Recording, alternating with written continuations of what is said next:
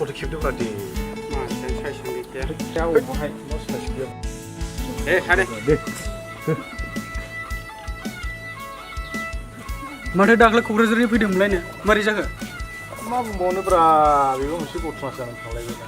फैलाबो जालाब्रा बेखारसो जाजोब्बाय गासिबो सार्टिफिकेटआबो ज'द सुजोबनानै सावजोबनोसो गोसो जाबाय आं आदसा बोरै जामाराब्रा बेनोथ' जादोंलै भाइ खोथाया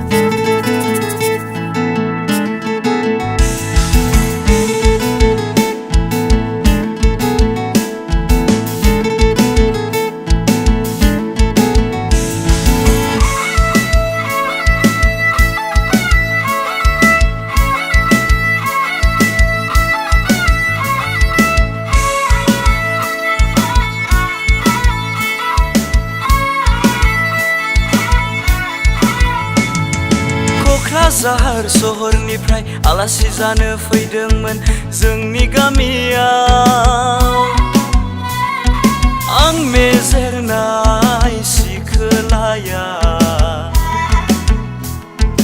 आं मेगन खेबनाय अनजालियालाय हाइ हिल सेन्देल गाननानै गाखोलांजोबदों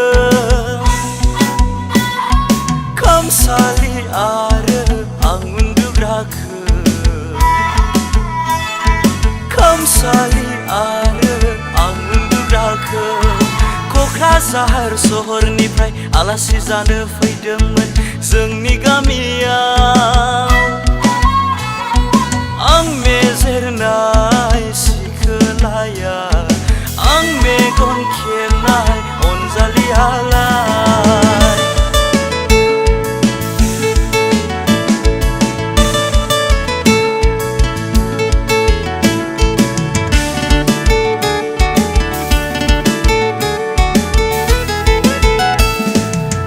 बारियाव बेरायलायदोंमोन माइ गायनाय नायलायलायदोंमोन दुब्लिबारियाव बेरायलायदोंमोन माइ गायनाय नायलायलायदोंमोन सोरगिदिं नायलांदोंमोन आंनि गामिखौ आदा खावरा खाफालमोन दा आं फानजारिनि दाउआफोर बिरग'लांबाय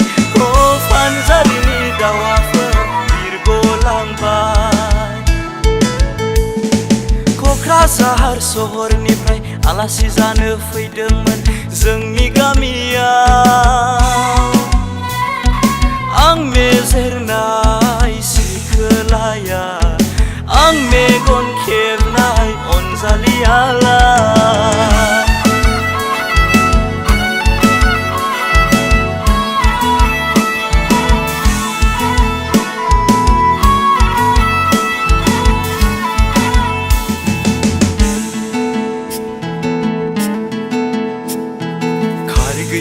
फसायलाङासो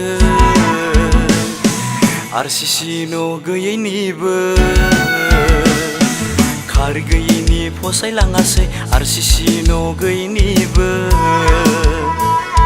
साख्रि बाख्रि गैजायैनि आंलाय जोगार जामारबाय मेट्रिक HS BA पासनि सार्टिफिकेटखौ सावजोबनानै गारनोसो गोसो जासै आं सावजोबनानै गारनोसो गोसो जासै आं क'क्राझार सहरनिफ्राय आलासि जानो फैदोंमोन जोंनि गामियाव आं मेजेरनाय सिखोलाया आं मेगन खेबनाय अनजालियालाय हाइ हिल सेन्देल गाननानै गाखोलांजोबदों खामसालि आरो आं उन्दुग्राखौ खामसालि आरो आं उन्दुग्राखौ क'क्राझार सहरनिफ्राय आलासि जानो फैदोंमोन जोंनि गामियाव आं मेजेरनाय सिखोलाया आं मेगन खेबनाय अनजालियालाय